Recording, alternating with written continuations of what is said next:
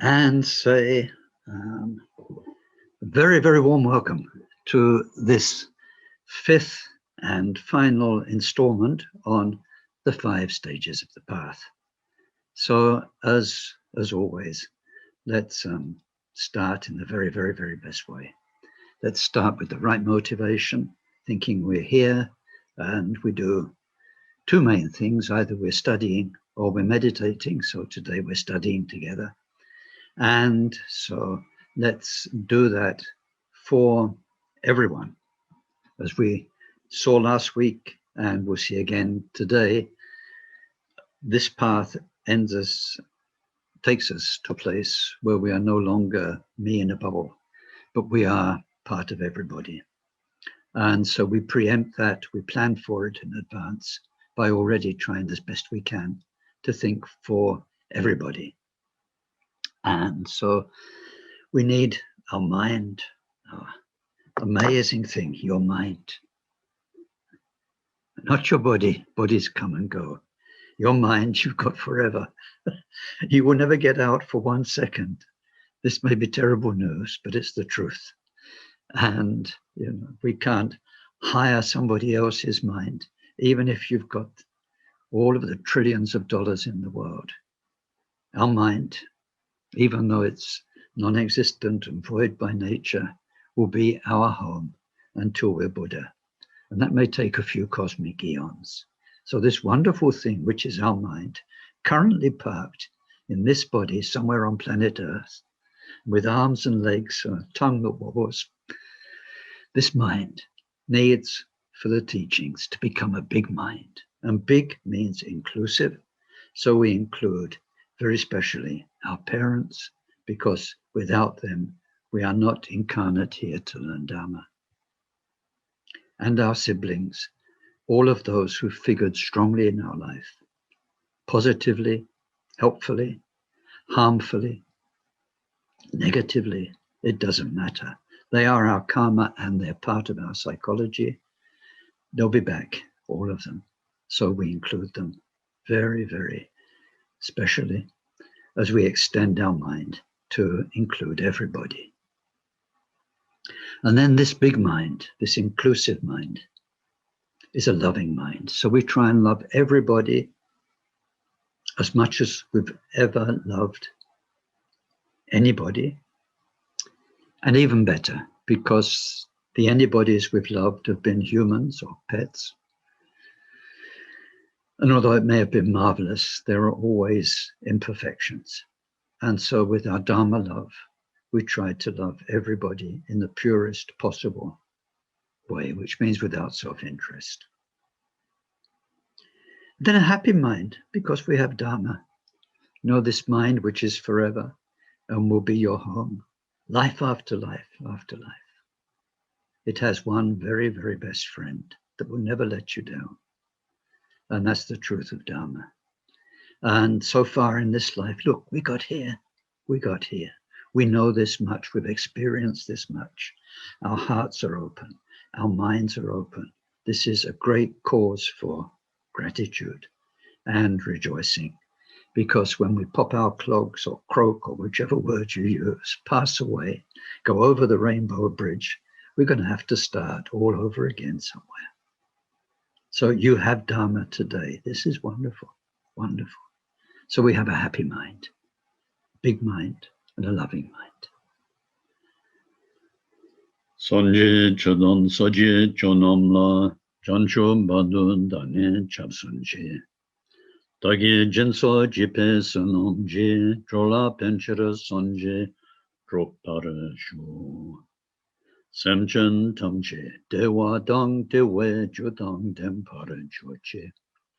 Dungal dang dungal je jodang tralwara joche. Dungal mepe dewa dampa dang men tralwara joche. Nyeren chadan netang tralwe tang yong chempola nye paran joche. Halen sawe lama rinpoche dagi chiwara pende denshula. Kadran chempo gune jezonte kuson toje ngadrup Sal, do, sol.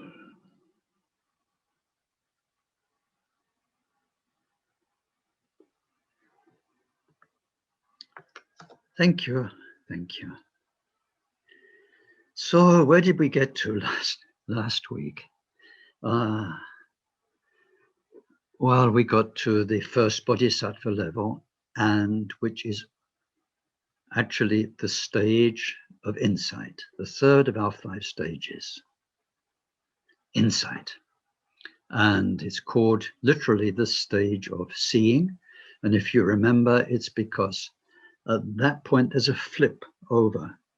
Your default state is, in this case, of this presentation of the bodhisattva path, the Mahayana path, not necessarily the case when we come to the special Vajrayana path, but in this presentation of the Mahayana path, the way Buddha became Buddha over 3 cosmic eons, the very slow, very neat, step by step, beautifully polished, well honed, hundreds of lifetimes journey, bit by bit, to enlightenment. In that path, when you reach the stage of insight, this flip over is your default mind, is the constant presence of what we call awakened mind, Buddha mind.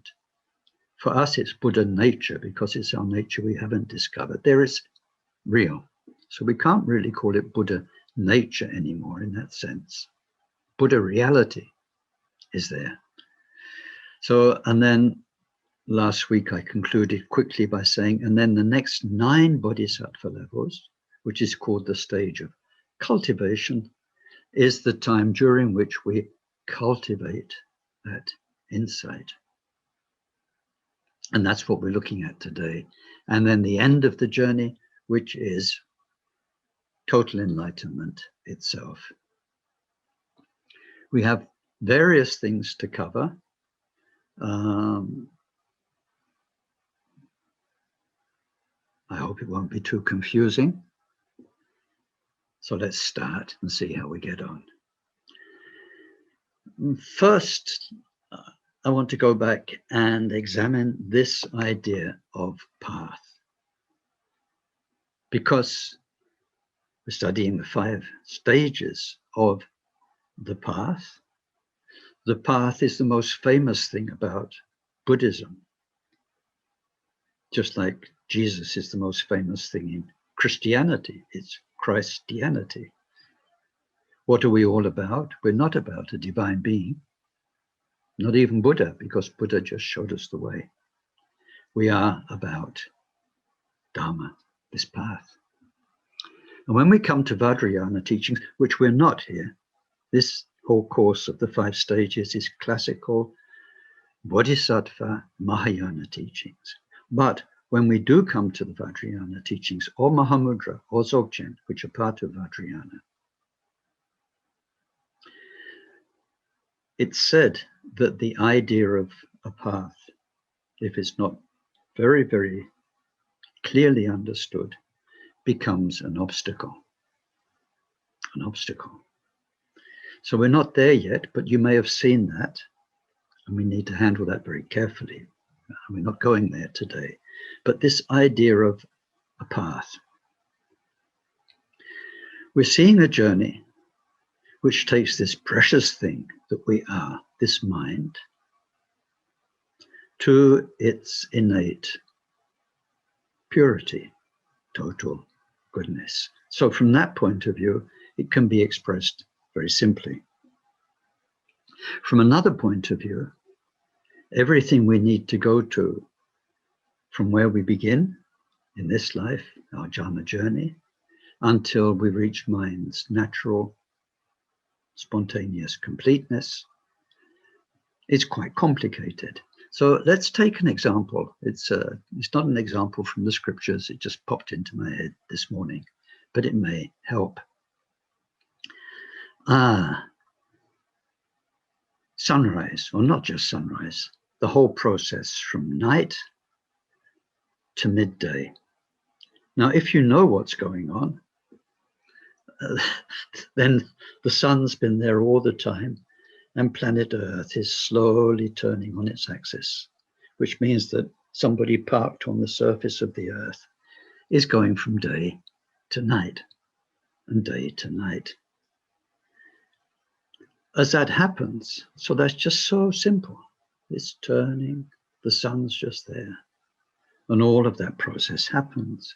But first, you're in the dark.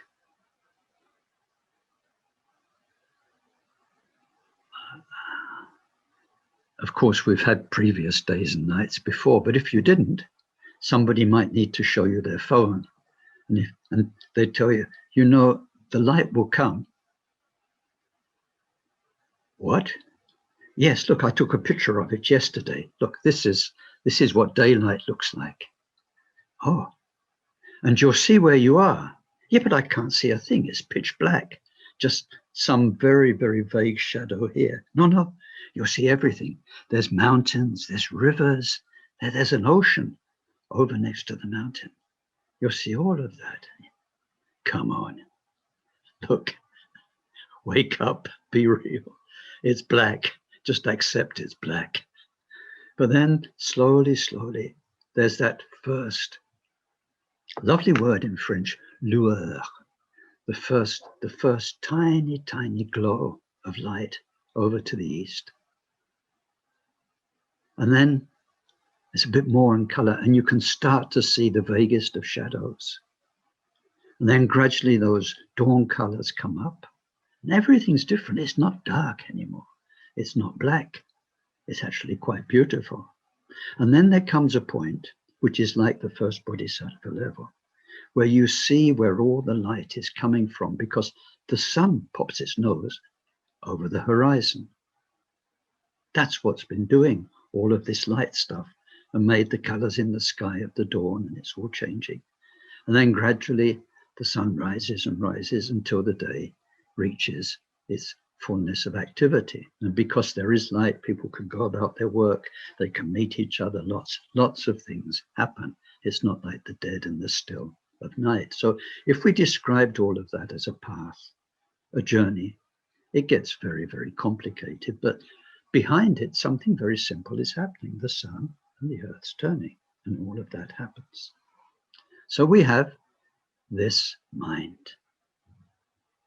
Just now, like people in the dark, we need lamas and rinpoches and the Buddha's teachings to tell us that this very mind, which can laugh and cry and worry and do all the things that our daily mind does, this very mind is Buddha. It has total goodness, and that's its true nature, that who we are today and what goes on in our thoughts and feelings and all the busyness of mind is just temporary. It's just passing. But the reality that's always there inside us is all the Buddha qualities. And so because at the very best, we can hear that and believe it, but we can't experience it, we are called in the scriptures about all of this impure beings. Doesn't sound very nice, but in the grand scheme of things, well, that's what we are. And then as the dawn of our inner experience of our own mind, not something out there, of ourselves, we meditate, we get instructions. Our eyes and ears bring us the messages of life, and they make sense of the Buddha's teachings. It is a valley of tears. There is a lot of suffering. It's impermanent as hell. It comes and it goes, and so on. The teachings make more and more sense. And then as the mind stabilizes through shamatha, and as we've seen in the early stages of the path, through these huge transformations of making your body, speech, and mind nothing but goodness, through all of that, gradually we get to the point where this truth we've been told about, and that's becoming more and more imminent in our practice, actually flips over at first bodhisattva level, and that becomes our own truth, our default state. So we're no longer At that point, ego has effectively gone. We're no longer thinking and feeling like a me in a world, a me and other people, a me practicing Dharma. Those thoughts are still there, the habit is still there, but the basic state is a peace and the purity and the amazing clarity of mind and a love for all beings, because you're part of all beings now, of this first bodhisattva level. From there, we have 9 more bodhisattva levels, so 10 altogether. And once we've reached that state, we are called pure yet impure beings. Pure yet impure beings. And it's only when we get to the very end of the journey and we're Buddha that we are called totally pure. So we have 3 types of beings. These are very important in the Buddha nature teachings. If you study the Mahayana or Tantra Shastra, which is the main text about Buddha nature, these 3 things, 3 phases they're called: impure, pure yet impure, we could just say partially pure, and totally pure. So now last week, with the first bodhisattva level, the stage of insight, we entered the area of pure yet impure. So when one is such a bodhisattva, one's basic state in this Mahayana sketch is from then on until Buddhahood in the purity of mind. In the purity of mind. So I wanted to talk about those 3 phases of being, or 3 types of being. This covers the whole cosmos, the whole galaxy. Pure, relatively pure, whereas pure, partially pure, impure. Because there's another course coming up, which is an equally well-known topic, which is called the 3 types of Dharma person, or the 3 types of Purusha. Maybe you know this Indian word, Purush or Purusha, means potential, potency, power. And there we're much more down on planet Earth, humans like ourselves, to see those who come to the Buddha's teachings fall into 3 categories. Now this, when we come to that course, very, very hands-on, practically useful to understand where we are in the scheme of things, and the other people who come along to the lamas and the Dharma centers we go to, and why they teach some people some things and some people other things. It's about psychology and what of the Buddha's teachings match certain psychologies. So we have 2 different 3s here. That's the point I want to make. 3 types of being in the whole cosmos. Those asleep, those awake but not fully awake, and those fully awake or pure, and so on. 3 types of purity, and the 3 types of Dharma person here on earth. Now, what's going on then? What's going on and how can we phrase it? Now we're in the first bodhisattva level, if only, but now we're there in our studies anyway. And we're going to go on to the next bodhisattva levels. We're in a world where we have words, we have teachings, but it's so hard to really feel with your heart, because this is experience that we've not had. We don't have words. We don't have references from our past to make similes or analogies, say it's like this or it's like that. Just no way. But we have the teachings, and so my job is to pass them on. So here we must get a little technical. Now, if we come back to the simplicity of the process, like the earth turning around the sun, so simple, despite all of the details of pre-dawn, dawn, and all the rest of it, then this mind of ours is gradually getting purer and purer. The whole of our Dharma practice is actually one of removal. Where we're going, the bodhisattva levels, then Buddhahood, we do not make. We do not create. This is so important to understand, especially if we are in Vajrayana practice, Mahamudra. In the purity of our mind, there is nothing to be done. It says there's nothing to be taken away from this, not the slightest thing thereon to add, just we need to know it. So all of our Dharma practice, even though it looks and is expressed by words that seem positive, like practicing generosity sounds very positive, doesn't it?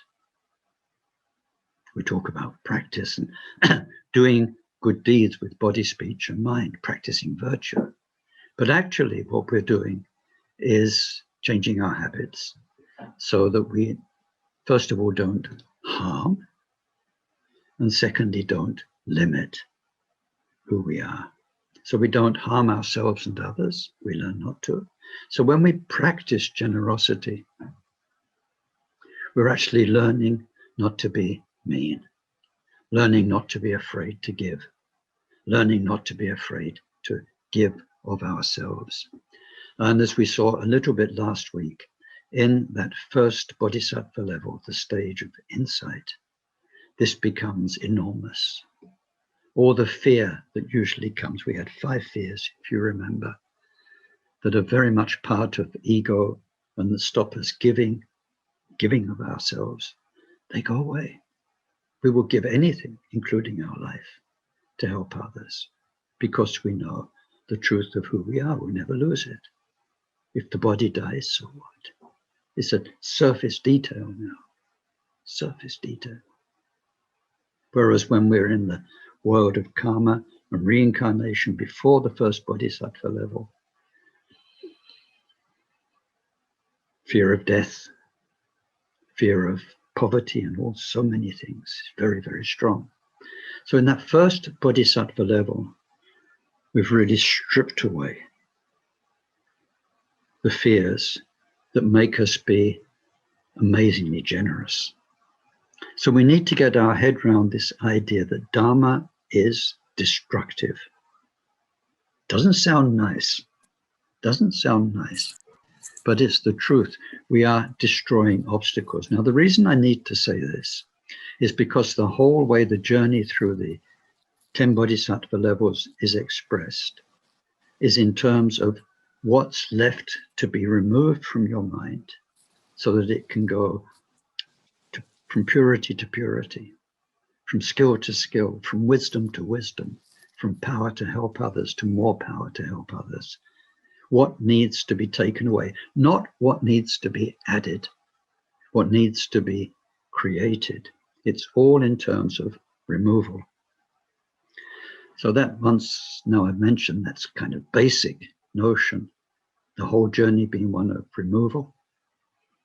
And we have beautiful, beautiful examples for this in Maitreya's teachings, 9 potent examples. Sorry, 9, need 9 fingers. 9 potent examples of how something is brought into visibility. One of them is a golden statue that's been cast in clay. So you need to chip away the clay and then gradually, first you do it with a hammer and then a finer tool. And then in the end, you're polishing it with fine cloths. The golden statue that you've cast is all there. It's just the clay needed to be removed. So it's totally apparent. So in these bodhisattva levels, we have 2 types of obscuration that will be taken away by the practice. One is called defilement, obscuration, or klesha. Kleshas, defilements, mind poisons, you see all sorts of, find a nasty word and that will do. Sometimes in the Theravada scriptures, they call them cankers of the mind. So one of the two areas of things that are being removed through the bodhisattva levels are the remaining defilements. As I said last week, those defilements are no longer capable of making us do anything harmful to ourselves or others. So they are not active defilements. But nevertheless, they pop up in the mind. I talked about that last week, how even if one is a first level bodhisattva, when there are desirable objects, the historical reactivity of desire, or when there are things that would have before made us angry, when they crop up, then there's the historical reactivity of rejection, repulsion, hostility. But it is no longer capable of stealing our mind or of making us do something that will cause damage. That's very important. But nevertheless, those old habits are there. So let's imagine that I've just become a first level bodhisattva. Oh, this is wonderful. Buddha mind is here all the time. It's like the light that's shining on me from the window, from the light over there. I'm in the light. But what's this rubbish coming up? So I see, still the old thoughts. Oh, blast. They ought to have gone. This isn't fair. So they come up. And they come up and they are worked on. So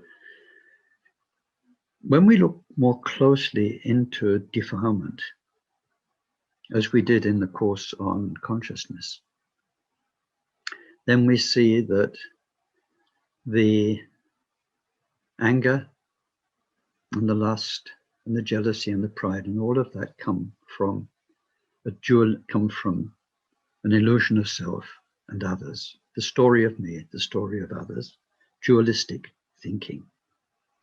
And that dualistic thinking comes from something which is much more primitive and happens every second, which is the dualistic split, where, like it or not, there's still this, in our moment by moment awareness, a two-sidedness, of this side knowing and of that side known. Even in deep meditation, if you look very closely, there's always those two sides. So the first bodhisattva level has various shades of defilement which are being removed and worked on. It's called the defilement obscuration. It obscures total goodness. The other obscuration is called I call it the cognitive obscuration, or the obscuration to knowledge. So this isn't the age-old habit of reactivity, like, dislike, and pride, jealousy, all of those things. This is a history of ignorance. And it's the duality that's behind the defilements, the negative emotions. So that goes. So what we're going to see as these two obscurations, defilements, knowledge, obscuration to knowledge, as they go, it is their going from grosser level of them to more subtle level of them, going, that actually means you do go from being a second level bodhisattva to a third level bodhisattva. It's in terms of what is removed. Now, first, the defilement obscuration, the harmful emotive reactivity. Now, that's one story throughout. It's pretty simple. What goes, the historical, habitual responses to an external world, so objects that before, or people that would have produced desire, would have produced hostility, would have produced pride or jealousy.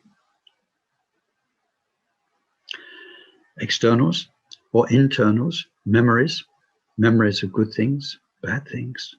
Memories as our mind is getting purer and purer through the levels of past lives, further and further back, which could be very painful memories. And the Buddha, when he was explaining something that happened in his last life as Shakyamuni, explained that what was happening came from 3 eons before, 3 major eons.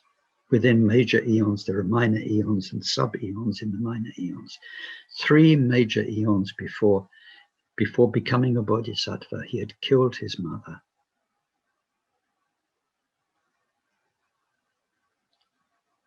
Killed his mother. So as our mind gets clearer and becomes aware of the long history we have behind us, things will also come up inside as well as be provoked from the outside. And our own uncomfortable feelings and emotional reactivity will go level by level. Now, we have, that is what is being taken away, being remedied.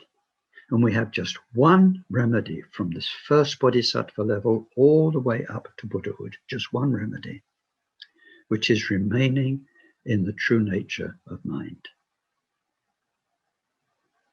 Rather than getting in there, with your toolkit like an engineer and dealing with this bit of the past, dealing with that bit of the past, dealing with the way that you're reacting to what's happening in life in front of you just now, with relative tools, which we can apply as well. But the main thing which will take away your mind poisons forever, not just deal with them on the spot, take away the poisons by the root, radically. I know it's the same thing, but it's nice to say the word radically, by the root. The one thing is to not lose the center and to remain in the pure nature of mind. So this remaining in the center, which is the truth of your mind, becomes the one and only meditation, and it has a name. The name is the Vajra-like Samadhi. The true nature of mind is said to be like a Vajra. Vajra is indestructible, yet it can destroy anything. It's in the Indian mythology, it was the weapon of Indra, Lord of the gods. You don't mess with somebody who's got a Vajra. You can't beat them, and they win every time. So this true nature of mind, the truth, the goodness that is in you, that is the real you, the purity that's the real you, the utter, total peace beyond any idea of self, beyond any duality, that's the truth of you. All of that is the Buddha mind, the truth of our mind. So now, remaining in that takes us through the bodhisattva levels. There's one image. Yesterday I was looking at a video. It was Sting, the singer, talking about when he went first time to the Amazon, because he was supporting the tribes there. And I remember looking at films of the Amazon years ago, and one thing really struck me is when the boats are these long, thin boats. They often have a simple pop, pop, pop, pop, pop, pop, pop motor on the back. So you see, and then journeys up the Amazon take you through so many different landscapes, but all the time what's doing it is pop, pop, pop, pop, pop, pop, pop, pop, pop, pop, pop, pop, pop, pop, pop, pop, pop, pop, pop, day after day, day after day. So in our deeper meditation, if we can depart from the Bodhisattva story of the 5 paths to Mahamudra for a moment, as soon as possible, learning to let the mind discover and then remain in its truth, its peace, its goodness, its love and compassion. That's the put, put, put, put, put. And we need to learn to take the mind there more times a day. Keep it there for longer and longer, because that being centered in the goodness is the one great remedy for everything. And now if we come back to our story of the 5 paths, as far as removing the defilement, obscuration forever radically goes, it's as simple as that. Through the levels, then one will be more and more powerfully immersed in Buddha mind. And because that erodes the habits which are so long to go, bit by bit, then gradually as the habits lose their strength and get thinner and thinner, that Buddha mind reveals more and more of its vastness. This is what the remaining 9 bodhisattva levels are all about. So the cognitive obscuration is removed by the Vajra-like samadhi. Sorry, what did I say? The defilement obscuration is removed by the Vajra-like samadhi. Then we've got the cognitive obscuration. And we see that disappearing too. The cognitive obscuration is compared in the Prajnaparamita scriptures to a fruit with a thick rind. And so this fruit is the fruit of all of your, is compared to that fruit disappearing, being taken away. So it's the fruit of your thousands, your tens of thousands of past lives that gave you your unique karma and will give you your story until you become a perfect Buddha. So getting to the first bodhisattva level is said to be like removing the thick rind. So if it was an orange, for instance, you peel the thick rind off the orange, and then you've just got the flesh of the orange left. So what happens on the first bodhisattva level? The rind, the thick skin of our ignorance has fallen away because now we have penetrated Buddha nature. And as we remain in this Vajra-like samadhi, remain centered, then bit by bit, all of that historical reactivity and story of what we are goes away. It's like the flesh of the fruit being removed, being removed, being removed. So the cognitive obscuration goes as well. So I think what we need to do, because time is rushing on, is I need to look at some simple notes to take us through these 10 levels. Now you've got the idea. So in the first level, which was called joy or overwhelming joy, radiant joy, there's the joy of entering the Buddha nature truth forever, and the end of ego and its power forever after all those however many lifetimes. And so there is a generosity, and it says, although all 10 paramita perfections are practiced in all the levels, in this first level, the practice of generosity is brought more or less to its perfection, the paramita of generosity.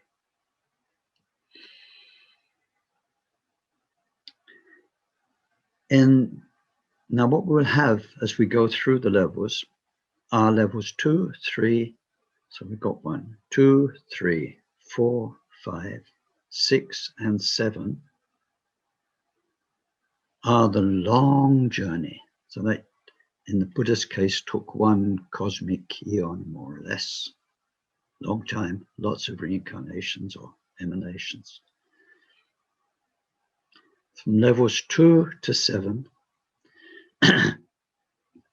then duality is gradually being worked on by the Vajra-like samadhi.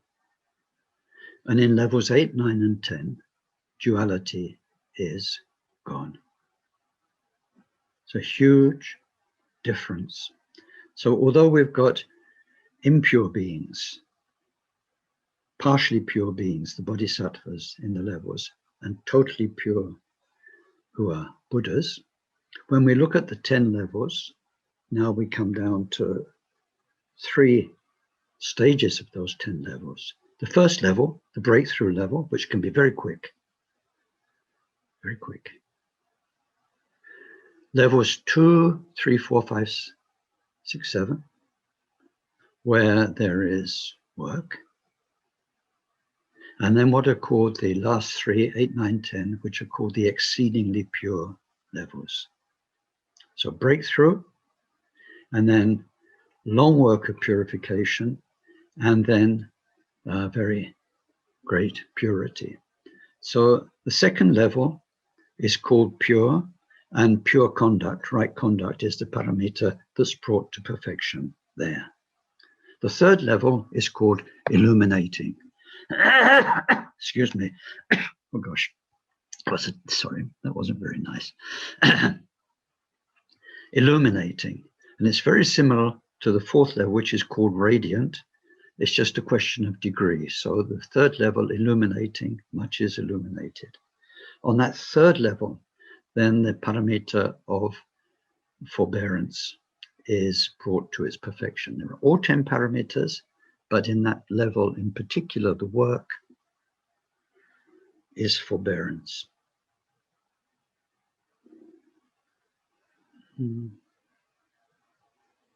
Yeah, I forgot something. There's so much to say. Sorry, I don't get it perfect.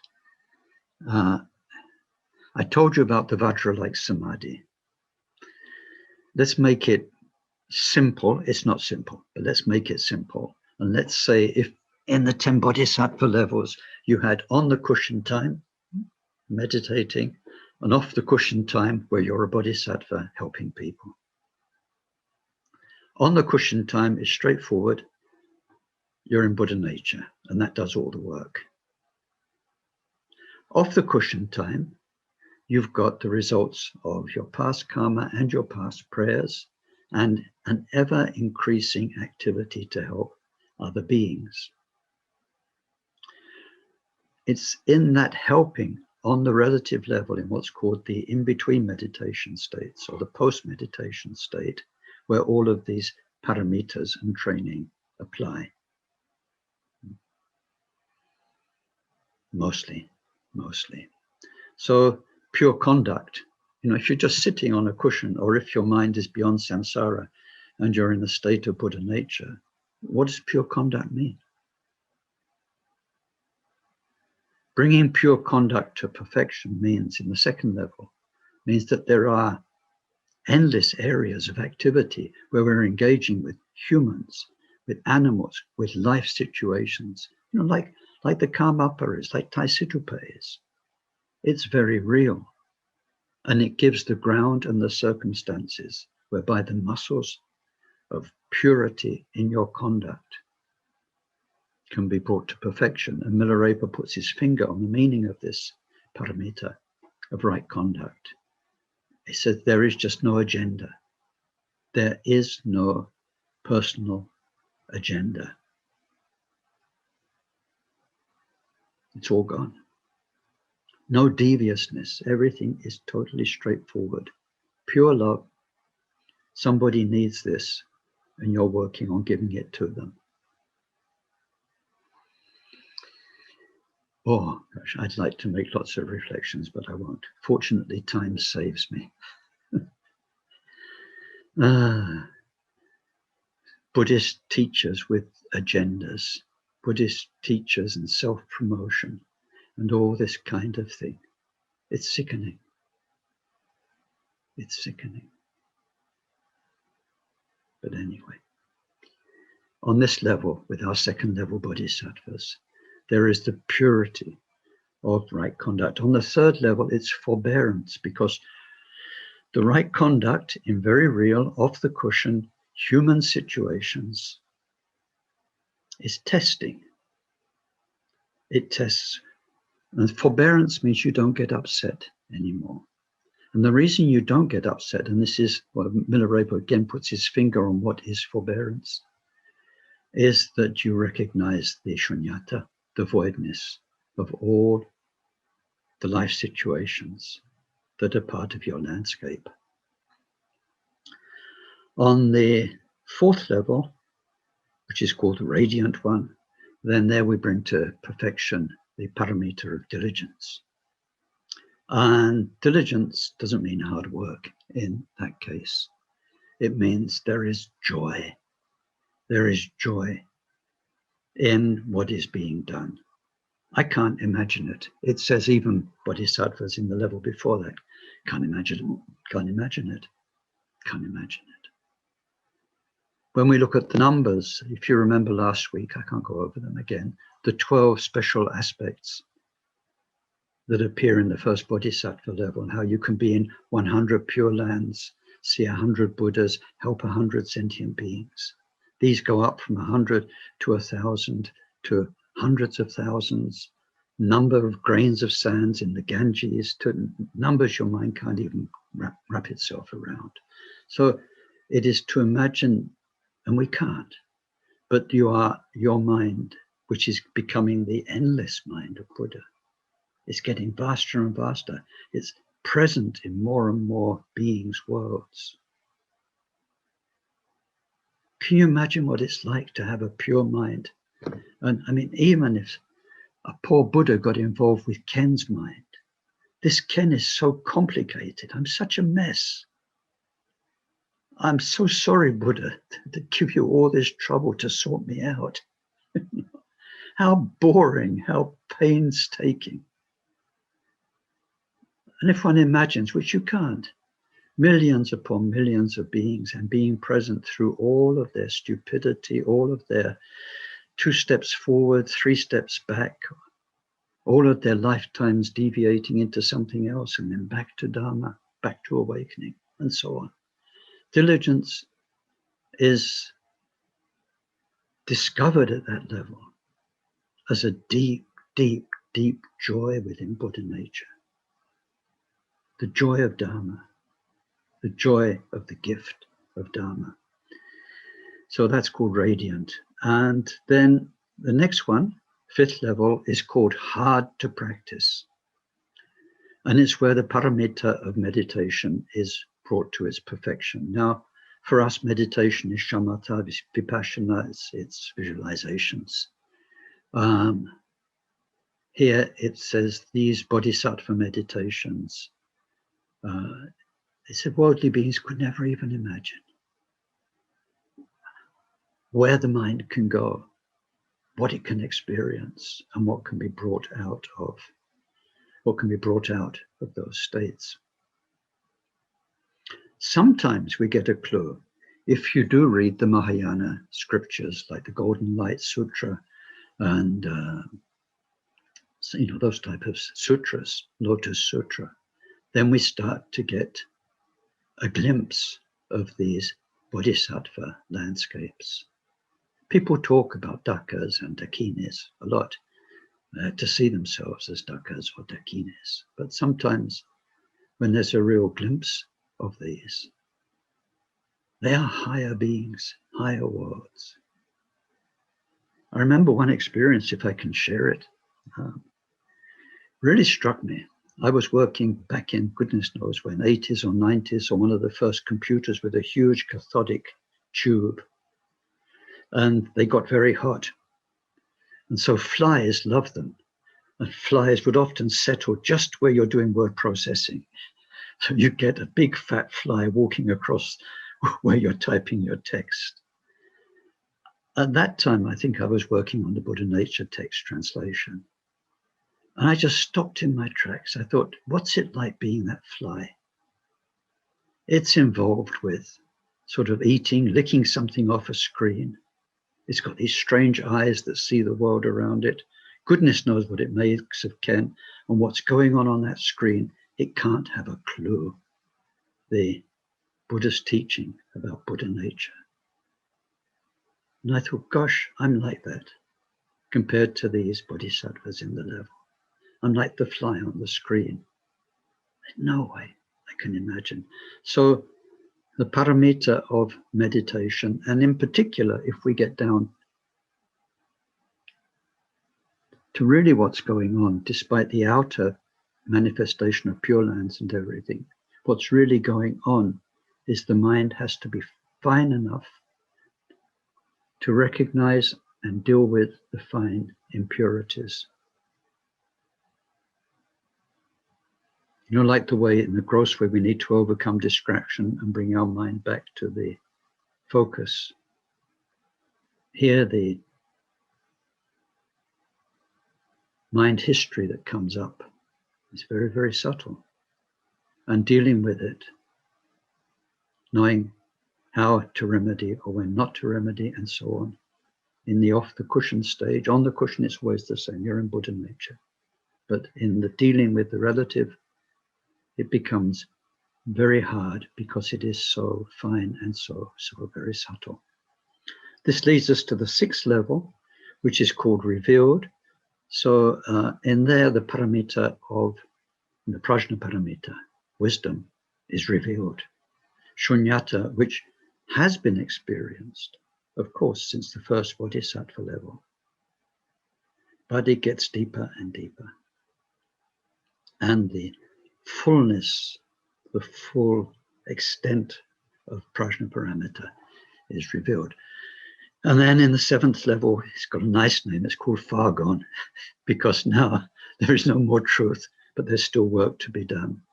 You're far, far, far beyond anything that was to do with worldly mind, the worldly fallout that's still remaining in your being.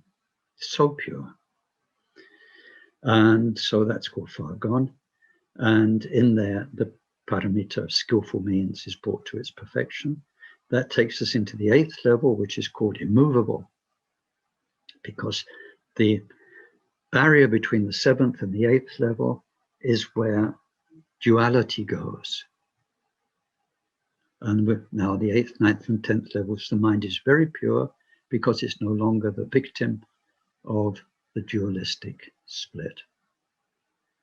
So from that place, and I can't imagine it, but somehow in a non-dual way, the power of prayer.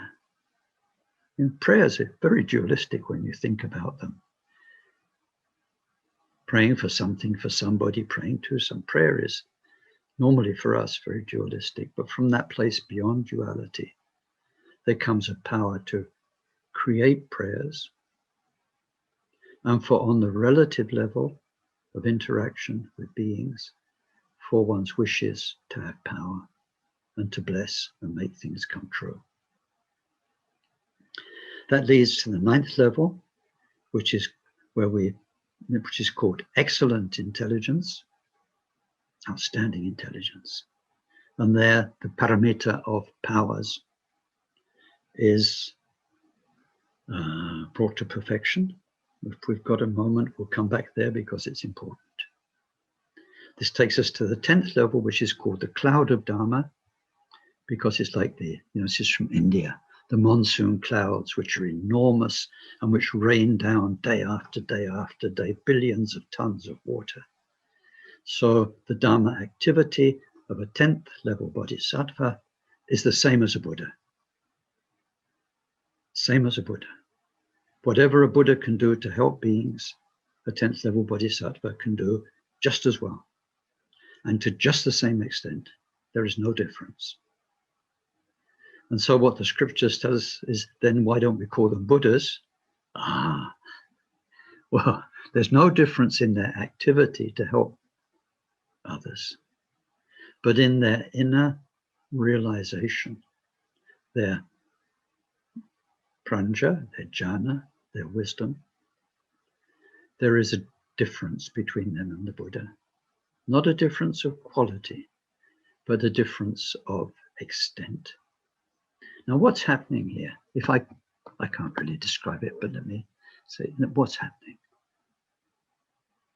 This 10th level is the end of your journey. We've talked of a path. We don't know how long we've been in samsara. It says beginningless.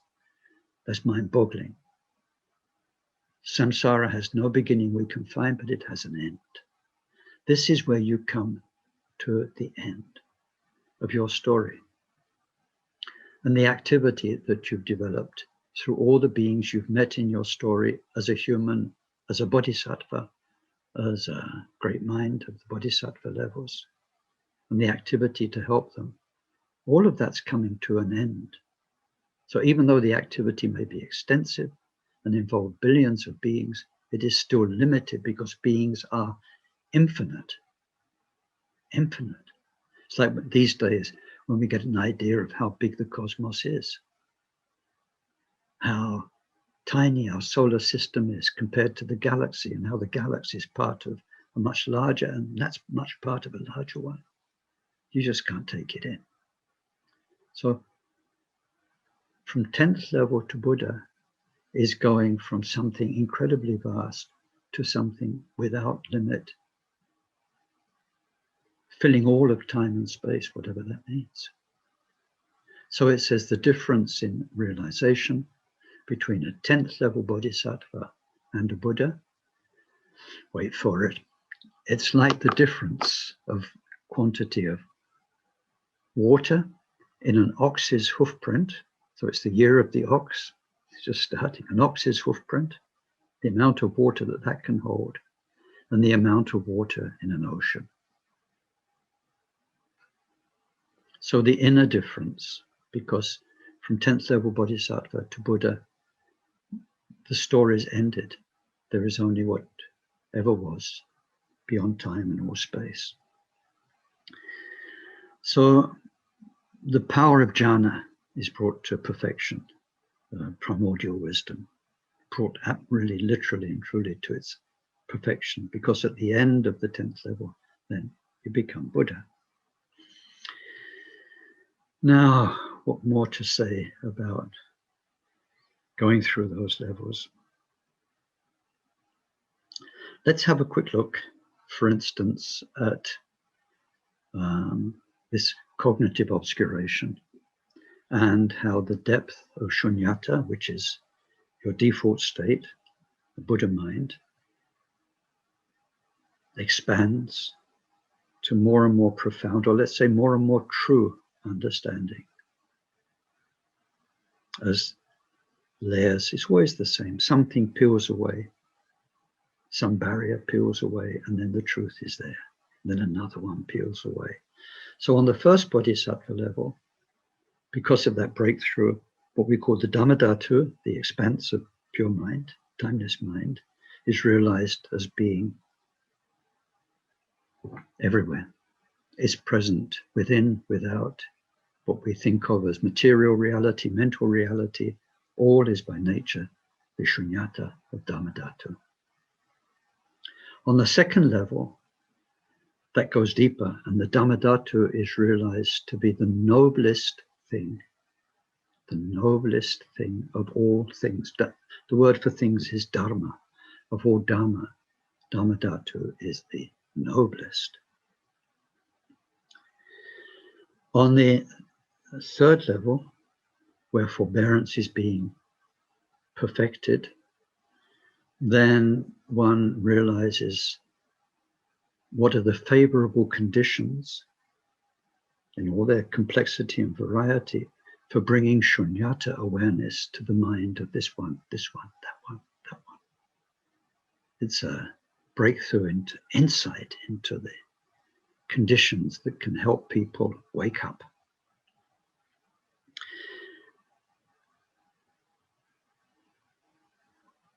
Actually, that involves a lot of Dharma, a lot of knowledge of Dharma, not just Dharma, blah, blah, blah, words and ideas and structures, but the real Dharma, which is a lot of knowledge of the reality of beings and their minds and their history and how that works. And the real Dharma, which is how to heal, how to fix, how to lead all of those fibers of a sentient being into the right way. So it's a lot of Dharma. On the next level, what needs to go is what can you call it? It's attachment to Dharma. Relatively, it will be your love of Dharma, because Dharma is so amazing. It helps that one, it helps that one. We need to make sure we're not intoxicated. So a level of intoxication with Dharma falls away, let's say. On the fifth level, the difficult to practice one, through the amazing variety of meditations of the bodhisattva, then the differences, which would seem so, but they get less and less. There's a sameness, an indescribable sameness to everything and the truth of everything. There's much less of the everything that's pure and deluded beings that you're helping with all these various dharmas and healing. On the sixth level, Prajnaparamita level, then pure and impure are understood in depth. We can understand it now with our intellect, but in depth, in reality, pure and impure are understood to be exactly the same as our own evaluations, let's say, phrasings of the mind. But it's more than that. It's impossible to describe. On the seventh level, far gone, then the non-separateness of whoever you are as a bodhisattva, whatever you are, and everyone becomes very, very vivid. You just are everybody.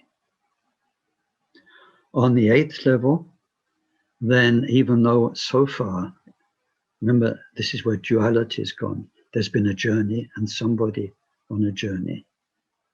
Now it says there's no longer a sense of increase or decrease of defilements, increase of wisdom. Although there is, from our point of view as observers, that sameness has gone deeper.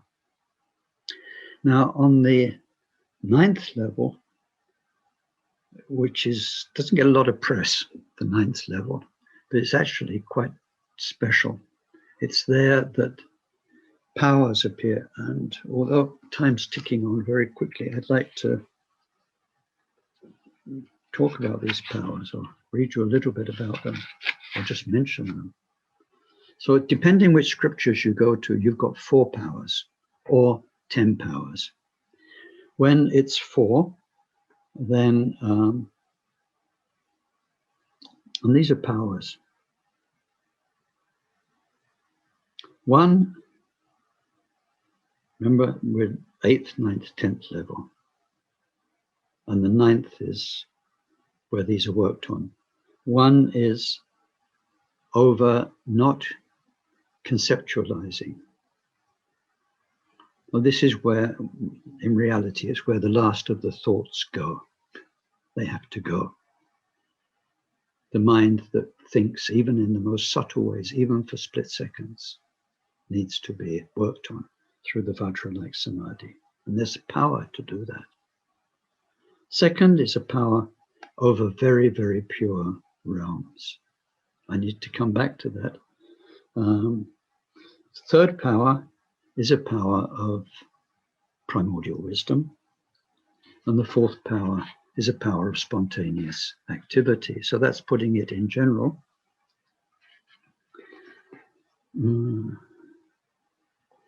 Okay, when it's 10 powers,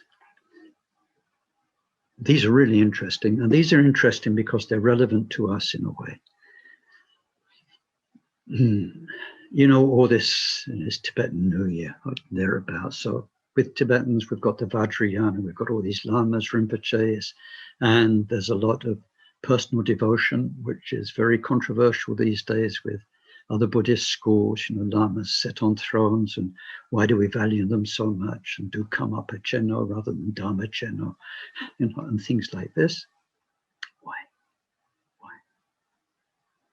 It's because bodhisattvas of a very high level have 10 powers. And these powers, when they can connect with somebody, rearrange their story. The power of connection with, for instance, the Karmapa can rearrange your karma, rearrange the order in which it would ripen, so that, to put it very quickly, positive factors ripen suddenly now. You pick up on your past credits so that you get a moment where you can enter the Dharma with inspiration, with a lot of oomph behind you and gas in your tank.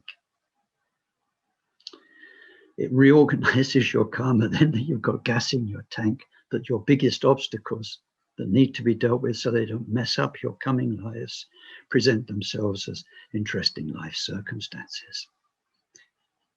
And if all goes well, and you keep samaya, and you keep faith, and you keep your refuge, and you keep your bodhisattva mentality, and you do all the things you're supposed to do, we often don't take that seriously enough, then in one lifetime, amazing things can be achieved. So these 10 powers in a great bodhisattva are an amazing blessing for somebody who connects with them or their lineage. That's where they're relevant to us. So it's power over lifespan. It means they can appear for as long as is needed. Power over mind, so that their mind and your mind can be blended to a certain extent. Power over commodities, so that the way resources, Dharma resources, practice resources work is there. Now, this doesn't mean that, oh, great, you link up with Gampopa, you're going to get sudden influx into your bank account and good food for the rest of your life. Maybe the resources you need are that you need to starve for a year or two so that you learn something about compassion. Maybe the resources you need are that you lose your security in many levels so that you understand a lot more about the complacency you lived in. Maybe the resources you need, and so on.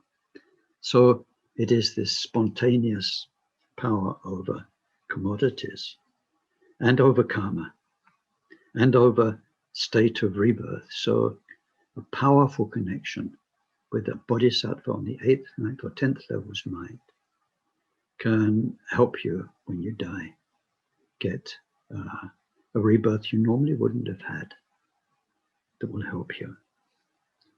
They have power over prayer, where their prayers can work for us and they can bring prayer to life for us.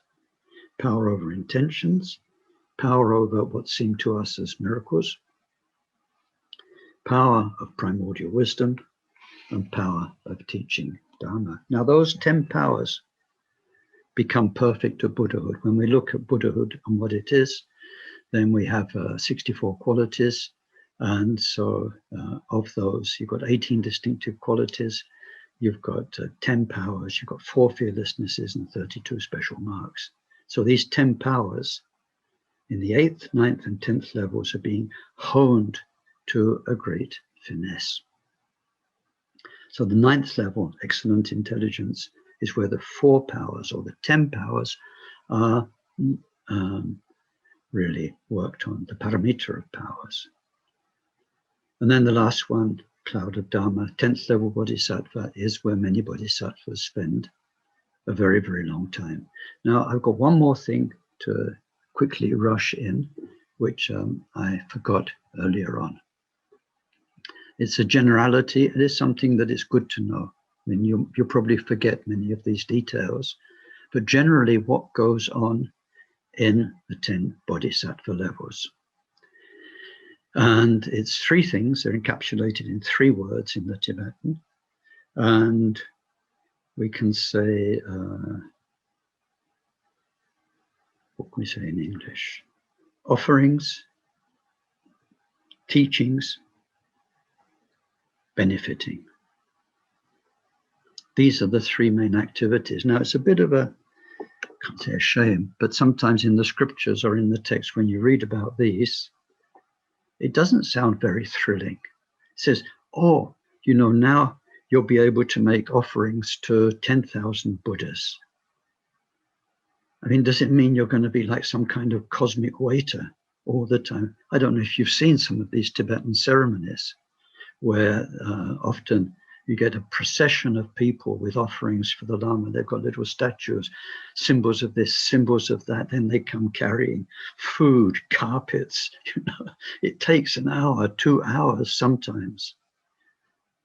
Okay, it's a wonderful gesture of devotion, generosity.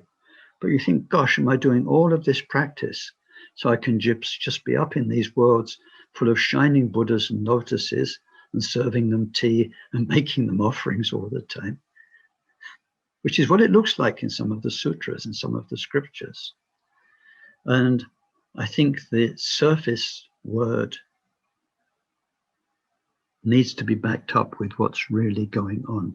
The mind in those levels is coming back to its truth, and it's awakening to all of the endless qualities that it has. And just take one that's I like very much, the healing power of Buddha mind, which manifests as medicine Buddha and shows how anything can be medicine, how everything could be medicine, and how healing takes place on so many different levels.